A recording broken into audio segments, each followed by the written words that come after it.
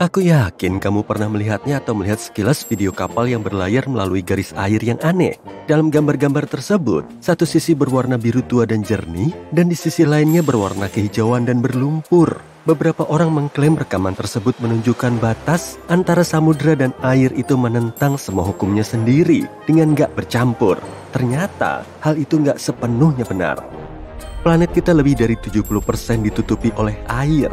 Dan dari semua H2O itu, dua yang terbesar adalah Samudra Pasifik dan Samudra Atlantik.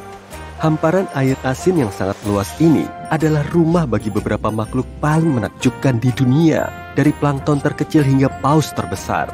Meskipun kita mungkin telah memberi nama samudera-samudera ini dengan nama yang berbeda, namun samudera-samudera ini selalu bercampur dan berbaur satu sama lain terlepas dari cara kita menggambar peta. Ini seperti pesta dansa yang gak pernah berakhir, dengan arus air yang melakukan tarian caca antara Pasifik dan Atlantik. Jadi, jangan terkecoh dengan batas-batas imajiner yang kita gambar di peta. Samudera-samudera ini selalu bergerak dan terhubung dengan lebih banyak cara dibanding yang bisa kita bayangkan. Samudera Pasifik adalah samudera terbesar dan terdalam di planet ini. Samudera ini sebenarnya lebih dalam dari Grand Canyon. Sementara itu, Samudera Atlantik berada di urutan kedua. Yeay, juara 2. Tapi ukuran bukanlah segalanya kan? Masing-masing samudera ini punya karakteristik yang unik. Sebagai contoh, tahukah kamu bahwa salinitas Samudera Atlantik atau kandungan garamnya lebih tinggi daripada Samudera Pasifik dan Samudera Hindia? Atau bahwa perairan Laut Merah dan Mediterania bahkan lebih asin lagi? Itu karena air dengan kadar garam yang lebih rendah dari laut dalam gak bisa dengan mudah mengalir. Dan air menguap lebih cepat daripada curah hujan yang dapat menggantikannya. Sepertinya lautan punya preferensi bumbu sendiri. Siapa yang tahu? Sekarang, yuk ngobrol tentang sebuah tempat kecil bernama Cape Horn. Kalau kamu melihatnya di peta, kamu harus menggulir jauh ke bawah hingga ke Amerika Selatan. Tempat ini juga merupakan tempat bertemunya Samudera Pasifik dan Samudera Atlantik. Di sini, kita juga bisa menemukan arus kuat yang mengangkut air dari barat ke timur, memindahkan volume air dari Pasifik ke Atlantik. Namun, aku beritahu ya, perjalanan mengelilingi Cape Horn bukanlah hal yang mudah. Ini adalah perjalanan yang penuh gejolak dan berbahaya, dan banyak pelaut pemberani yang hilang saat mencobanya. Dan akhirnya, yuk bahas situasi rumit yang tak ingin orang bahas. Atau haruskah ku bilang samudera dua warna? Kamu tahu yang kubicarakan? Di mana dua jenis air yang berbeda warna tampak ada di samping satu sama lain? Maaf membuatmu kecewa, tapi itu bukan tempat bertemunya Samudera Pasifik dan Samudera Atlantik.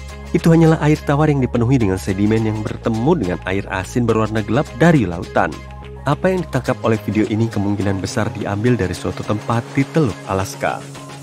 Ngomong-ngomong tentang palet warna, pernahkah kamu bertanya-tanya kenapa lautan hadir dalam berbagai macam warna biru?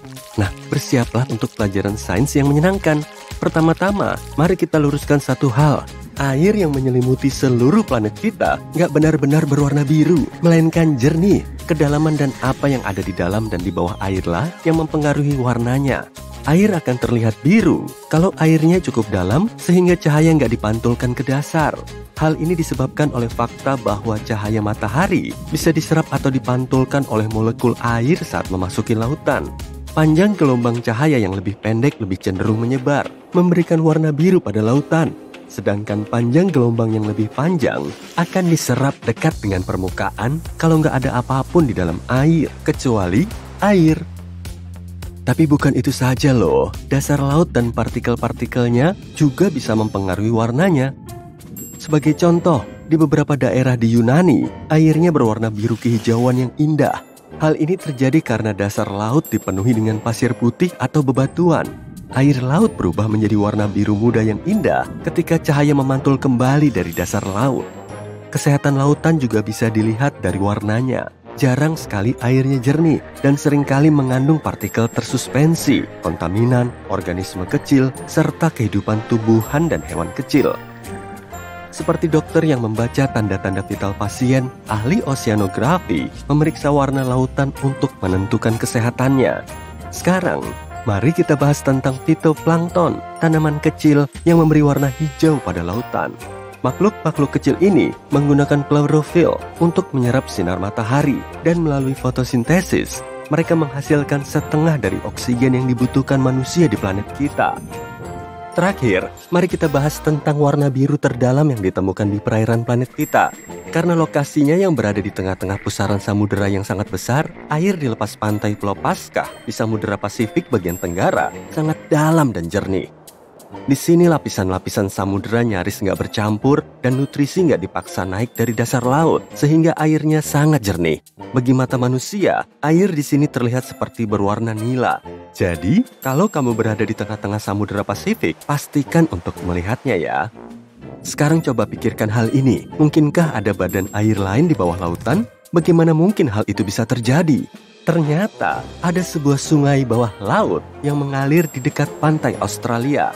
Fenomena bawah laut ini terdiri dari lembaran air padat yang mengalir ke dasar laut dengan kecepatan sekitar 0,5 kilometer per hari. Mungkin kedengarannya nggak terlalu banyak, tapi coba bayangkan, tebalnya mencapai 20 meter dan panjangnya lebih dari 97 kilometer. Bisakah kamu bayangkan mengarungi sungai itu dengan kapal selam atau menyelam di sebelahnya? Ini adalah pengalaman yang luar biasa. Temuan para peneliti yang pertama kali mengidentifikasikan fenomena ini sangat mencengangkan.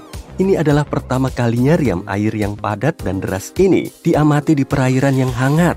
Meskipun faktanya riam air ini lebih populer di daerah lintang tinggi.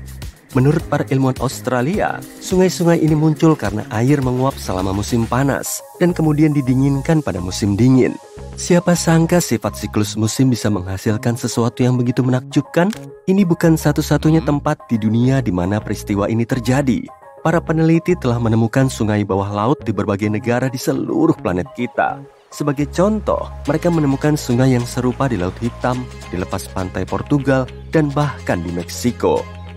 Tapi kembali ke sungai Australia, karena di sanalah keseruan yang sebenarnya. Para peneliti menggunakan Seafaring Glider untuk mengungkap penemuan yang menakjubkan ini. Robot yang bisa berjalan sendiri ini dilengkapi dengan sensor khusus yang memeriksa suhu air, jumlah garam, produktivitas plankton, dan kadar oksigen. Mereka juga bisa membuat popcorn. Enggak, hanya bercanda kok. Mereka bisa bekerja di bawah air tanpa jeda hingga 8 bulan. Jauh lebih lama daripada kebanyakan manusia yang bisa bertahan di bawah air. Dan aku beritahu ya, glider ini nggak mengecewakan. Berkat mereka, kita sekarang tahu tentang sungai bawah laut yang luar biasa di Australia. Sebagian besar lautan kita masih menjadi misteri bagi kita. Itu adalah berita baik dan buruk kan? Ya, sisi terangnya ada banyak hal yang membuat kita bersemangat di masa depan. Tentu saja, menjelajahi alam semesta terdengar bagus, tapi masih banyak yang bisa dilakukan di sini.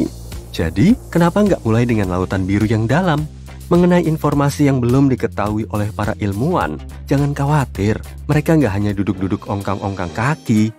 Melalui penjelajahan kuno yang baik, kita belajar lebih banyak tentang rahasia laut.